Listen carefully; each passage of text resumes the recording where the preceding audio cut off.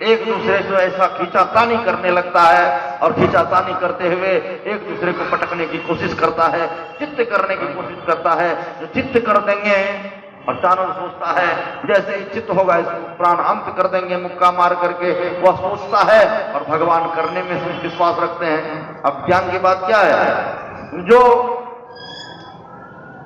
दो तरह के पुरुष होते हैं। एक पुरुष होते हैं जो हम सोचते रह जाते हैं, और एक होता है कि कर जाना, करने वाले पुरुष। जो करने वाले पुरुष हैं वो करता है, तो वहां पर भगवान क्या है, करता है। उनको कर्म करना है, चाणूर को मारना है, ये कर्म है। लेकिन चाणूर सोच ही रहा है कि हम भी मारेंगे।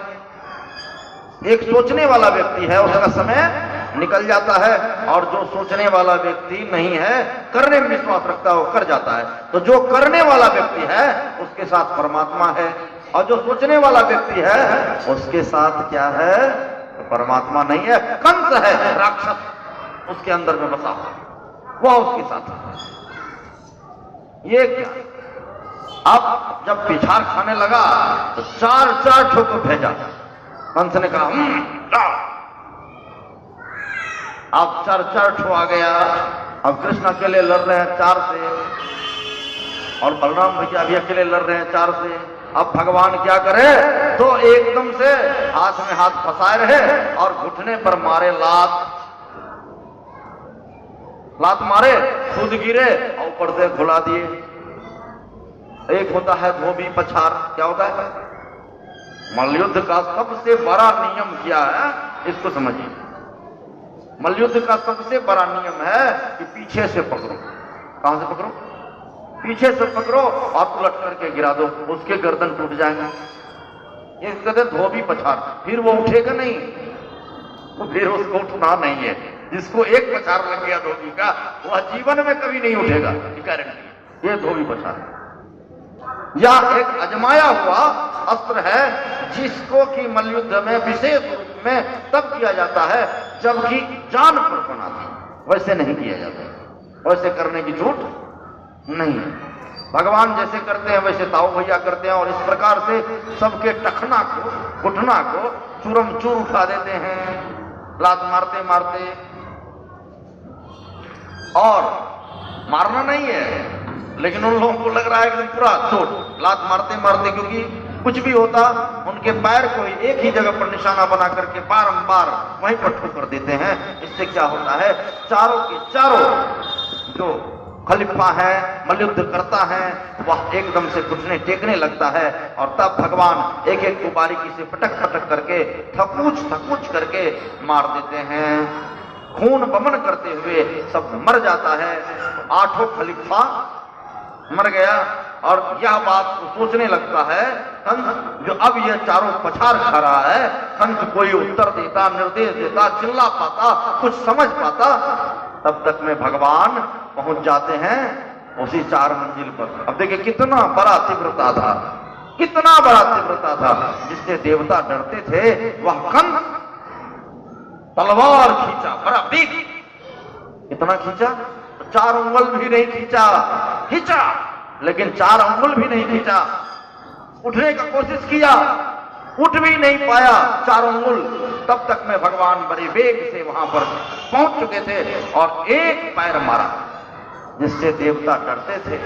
जो मल्लयुद्ध का सबसे बड़ा खलीफा था, जो मल्लयुद्ध के अखाड़े में कभी हार नहीं सकता था, इसी कारण जरासंध सबसे बड़ा मल्लयुद्धा था, कंस को अपना जमाई बनाया। और 2 पत्नी जो है कंस को हुआ, कौन, अस्ति और प्राप्ति, जो कि जरासंध की पुत्री है। दोनों अपनी दोनों बेटी जरासंध ने दे दिया। कि कंस जैसा जमाई होना गर्व की बात है। सीना ठोक करके जरासंध कहा करता था कि कंस मेरा जमाई है, कंस का मैं ससुर हूं, सीना ठोकता था। आज वही कंस, जिसका सीना बहुत चौड़ा था, देवता जिससे घबराते थे, भगवान के एक पैर पड़ा, लारू बातू होकर के गिर गए।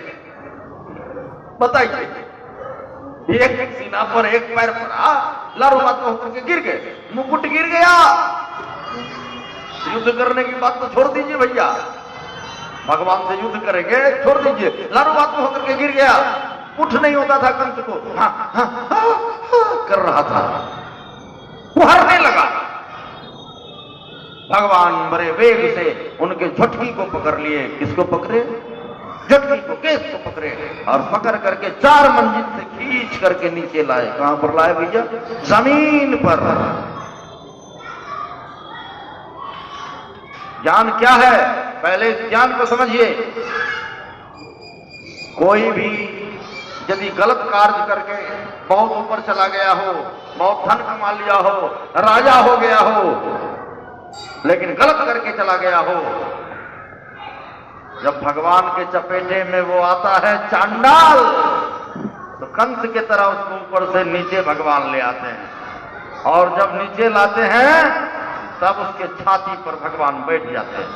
और जब उसके छाती पर बैठते हैं तो भगवान मुक्का चलाते हैं। और जब भगवान मुक्का चलाते हैं कंस के छाती पर बैठ करके, तो कंस खून बमन करके मर जाता है।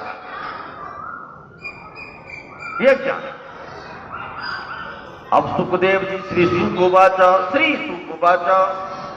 सुखदेव जी कहते हैं, हे राजन,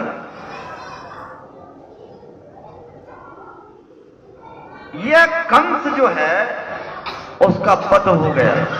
किसने वध किया भैया? कंस का वध किसने किया? जोर से बोलना पड़ेगा। कंस का वध किसने किया?